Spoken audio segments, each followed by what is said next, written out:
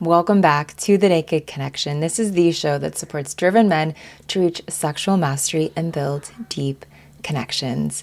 It's your girl, Kirsten, and today we are covering the art of seduction. Now, before you roll your eyes or think this is going to be some pickup artistry nonsense, let me stop you right there. Because what we are talking about today is not about manipulation or tricks. It is about understanding how to create genuine connection and attraction. And trust me, what you are about to learn might completely change how you think about seduction. So take a moment and hit subscribe to the show right now. This episode is really about even before entering foreplay, how to make the right offer that turns her on, even a sexually shut down woman, by using the principles of arousal we are about to cover. You are about to completely change your approach to seducing a woman. Let's get some. So let's start with something fundamental. It's by answering this question, what is arousal? I think that it's really defined as when a man seduces a woman, you are ultimately enrolling a woman in heading in the direction of more pleasure. Every tiny little seduction is moving towards more pleasure. And this can be erotic pleasure or it can be simple pleasures in life. So understanding the definition of arousal, just having that in the back of your mind is already going to change the way that you look at seduction. Now, we want to understand also the biology of arousal. What we're really talking about is actually the activation of the autonomic nervous system. And there are 5 distinct states of arousal, what I like to call the 5 Fs. So you have fight, flight, freeze, feed, and yes, fornicate. The first 3 are considered negative manifestations of arousal, while the last 2, that feed and fornicate, are positive. And here's what's really fascinating about female arousal is that when a woman appears to be shut down or uninterested, that's what we call the freeze state. She's often not actually turned off. She's ultimately in a state of negative arousal that needs to be shifted to positive arousal. And I've seen this countless times in connecting with women, and it's that women who appear completely disinterested in intimacy, in seduction, in arousal, but are actually boiling over with potential turn on that's really been suppressed. So, having that in mind, let's talk about the 4 keys to seduction that actually work with our biology. The first is what we call a string of yeses. Now, again, this is not about manipulation. It's about understanding how arousal builds gradually through positive experiences. Think of arousal like a ladder, where each small positive interaction is another step up the ladder. So instead of making big, massive requests right off the jump, like, hey, want to have sex? You want to create a series of small, easy to accept offers so that each yes is actually releasing positive neurochemicals and builds momentum towards more intimate connection. I actually learned about this first in the business world. So in sales, a really, really incredible mentor of mine was masterful in sales, and he taught that small yeses is how you get a big close. So it's the small, tiny asks, even if you're on a sales call, of asking, do you have a moment to talk? Like getting that tiny little buy-in over and over and over again is what leads to the big fucking yeses. So remember, when you seduce a woman, you're ultimately enrolling her and heading in the direction of increasing intimacy. And ultimately, that pleasure will become more sensual, and it will ultimately, quite often, become sexual as well. If you're wondering, what does a yes look like? A yes could look like a foot rub. It could look like asking if she wants a hot cup of tea. It could look like asking her if she wants to talk about her day. It could look like drawing her a bath, washing her hair, brushing her hair. There is a vast range of options for what could be on that menu. It's like going to the Cheesecake Factory and you have this whole novel of options to present, pulling from that and creating a few. So like in the examples that I just gave of that foot rub, the hot cup of tea, talking about that day, you're actually pulling from different areas of ultimately love languages, of ultimately sensational experiences. So the first is the foot rub, right? That's a physical sensation. The hot cup of tea, that's taste, it's smell, it's temperature. And talking about that day, that's connecting with emotions, that's checking in. How are we doing heart to heart, mind to mind? So giving that kind of range of options is also a really great way to quickly vet, where is this girl at? What's going on with her? I'll say this, if you are doing this because you're trying to manipulate her into having sex with you or into getting that blowjob or whatever have you, like, oh, let me give you a back massage, but like ultimately what you're wanting is to jump to getting head, you're going to lose something in the quality of your experience. And ultimately, she is likely going to consciously or subconsciously catch on with what's happening here. So ditching the end goal in the moment and the two of you together slowly increasing your experience of pleasure, slowly moving towards higher and higher arousal with every single yes that she gives. The second key is what we call erotic intelligence, or I like to say it simply, being on the erotic lookout. When I was in college, I had a group of guy friends and they had this acronym BOLO, be on lookout, which meant be on the lookout for whoever it is that you would like to meet. And as funny as that was back in college, now I actually think of it in a really intelligent way. And when we look at seduction and arousal of a woman that you care for and want to connect with, this is really about presence and attention, not just surface level observation. So when you demonstrate real presence, you're actually helping to activate the parasympathetic nervous system. That's really the rest and digest state where arousal can really flourish. You're really going to look at your woman and you're going to get a sense of where she is in general and where she is right in this moment. You're truly tuning into her. Observing, is she responding to this yes in an expansive way, or is she responding in a contracting way? Is she softening? Is she opening up to you? Is she leaning into you? Is she saying words that are coming more in line with the direction that you're hoping this pleasure is going to go and build? Or is she shutting things down with her words? Is she saying, I'm not interested in this, I'm a no, I got so much on my plate right now, I'm so worried about the kids, I'm so worried about this? Is she moving back into that negative state, or is she moving into a more positive state of arousal? Let's say that you're listening and you're out in the dating space and maybe you're not at home on a Friday night wanting to have an intimate experience with your girl. Maybe you're out in the world and you're dating. How would this look, right? How would erotic intelligence look? I think it's really important that if you are going out to a bar, to a restaurant, to a party, to a gathering, and you're wondering to yourself, how do I look? Or what's the competition like? If you're really focused on yourself, that's not so sexy to a woman.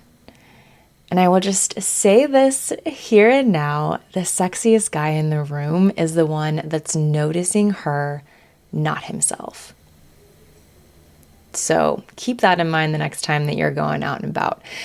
Being on the lookout for every yes and what comes next. And this could really be yeses in a conversation of meeting someone for their first time. Like, hey, would love to connect with you. She gives you a yes, whether it's like a, yeah, I would too. Or she turns towards you. She opens up. She makes eye contact with you.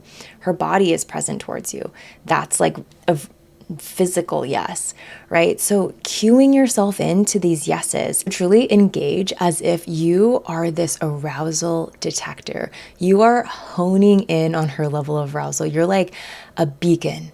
You're on the hunt for levels of arousal. It's like the little machine thing is going beep, beep, beep, beep, beep, beep, beep. Beep, beep, beep, beep, beep.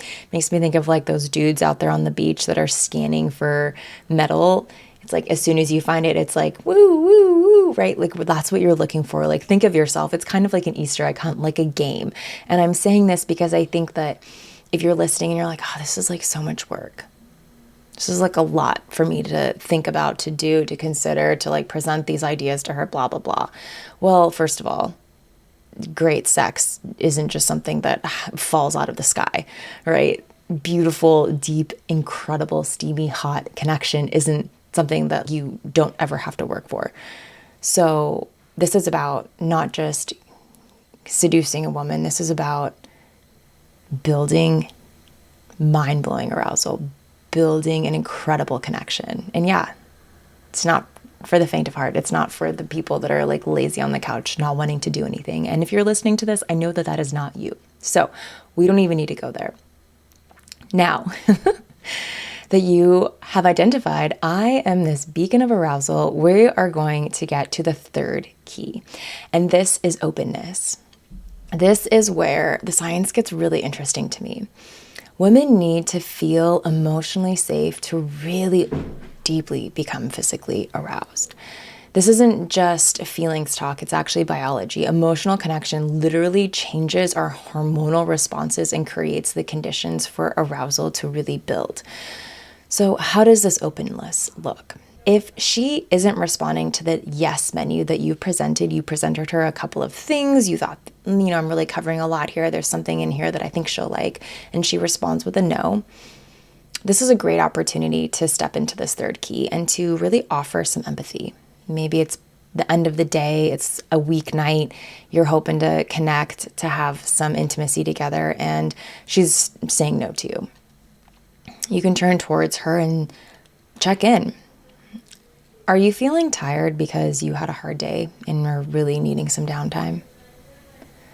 Like tuning in, asking her that, checking in, being open, and seeing what she says back. She might say yes and share what's going on for her, and maybe she becomes tearful and cries, and then guess what? You get to be that knight in shining armor that gets to be there to hold her and support her, and then she feels loved and cared for and held, and there's nothing hotter than that, right? Or maybe she's not even realizing that she's being cold, that she's numb, and hearing you, she opens up. Hearing you, she kind of comes back into herself like, oh yeah, you're right, I am actually really tired. I love that foot rub. I think openness is also a really great way for not only you to check in with what's going on for her, but for you to share what's going on for you, to express your desires, your needs, what's happening in your life, opening up, building that connection in a way that shows, hey, I'm aware of myself, I'm aware of my emotions and my sensations, and I'm handling them, and I'm communicating them to you. We actually had a really awesome conversation about men being vulnerable with women with Connor Beaton a handful of episodes ago. If this is sparking some curiosity, if you're kind of getting some like, oh, I don't like this idea, truly go check out that episode. He's incredible and brings a lot of insight to this very topic. So with that, one way that I think is really awesome to test to see if she is really, truly, ultimately just down and not going to be available at all for this exchange. Ask yourself this. If her hall pass walked into the room right now and offered her what you just offered her, would she still be negative? Would she still be slumped over? Would she still be tired? Right? Like if Chris Hemsworth walked in and offered that back rub that you just offered, would she perk up? Would she be like, oh, okay? Because if she's still a no to that, then she's like probably like really unwell. She's probably deeply exhausted, and like the arousal is not possible within her in this moment. If you think, oh, she might actually say yes to that, then that's a cue for you. That's that vision. That's that erotic intelligence stepping into you. And you can say, okay, noticing this, I think I might actually just be offering her the wrong thing. So in this moment, you could turn towards her and say, okay, how about this? And throw in something else. Do you want to get dressed up and go out to a nice, beautiful dinner? Or is there something else that you're wanting? And ask her. Flip it on her. See what she has to say. You've been sharing some options. You're not really getting a response. Is there something that you aren't thinking of that she really is needing in this moment? And perhaps she'll share that with you. So I want to say this. Don't give up when you are immediately met with numbness. you want to really help her snap out of it. This is where really that openness and that empathy can come in, where you can engage with her to kind of like piece apart what's unfolding to help her come up, build up out of it. Now, the fourth and final key is having vision. Having the ability to read and respond to arousal states. And this means understanding when a woman is in fight, flight, or freeze, and knowing how to guide her towards the more positive states of arousal, of feed and fornicate. Okay. And I like to think of this as you have this bird's eye view over her, over the environment, over yourself. You're able to see how is she responding, and are you receiving in return from her? Like, what's going on between the two of you? What's happening when you're giving to her? What's happening if she's giving anything back to you? I like to think of it like you're at a war table and you're moving the pieces and you're seeing where everything is positioned and stationed, and you're really having that deep understanding of the environment. It's not about looking at just her or just you. It's about having your eyes on everything. With those 4 key pieces in mind, let's talk about practical application. So when approaching intimacy, you want to start by assessing the current state of arousal, right? Is she in that negative state? Is she in a positive state? If she's in a negative state, then your focus is really helping her move to a more neutral position on that level of arousal before you can build into that more positive state. If she's neutral, then you can begin to offer those small experiences that build that pleasure. And I think what you will find the more that you start to practice this is that the level of arousal that she enters into in the long run is going to be so much bigger and vaster and deeper than you have experienced before. And what you kind of receive as a result of that is a significantly more sexually aroused woman, significantly more woman that is interested in exploring with you, interested and excited about having hot, freaking wild, dirty, sensual, sexual, whatever kind of sex you're really hoping for, right? So that's really what comes from this. This isn't like a quick wham bam, thank you ma'am. This is like we're putting in the work, because what we're putting in, we are getting out 10x. That is all for the topic of seduction today. Remember, true seduction is not about tricks. It's about understanding and working with female arousal response. Thank you so much for joining today. Take a moment and hit subscribe. Leave a comment below about what is working for you in your seduction mastery. I hope this episode has been supportive. As always, it's an honor to be with you. And until next time, let's get some. Thank you so much for tuning in to this episode of The Naked Connection. Be sure to subscribe so you don't miss another episode. Trust me on this, your sex life and that special someone in your life will thank you for it. And if you really love the show, please take a moment and leave a 5-star review or a written review and let me know what you think. It would mean so much to me and this show. Until next time, happy connecting.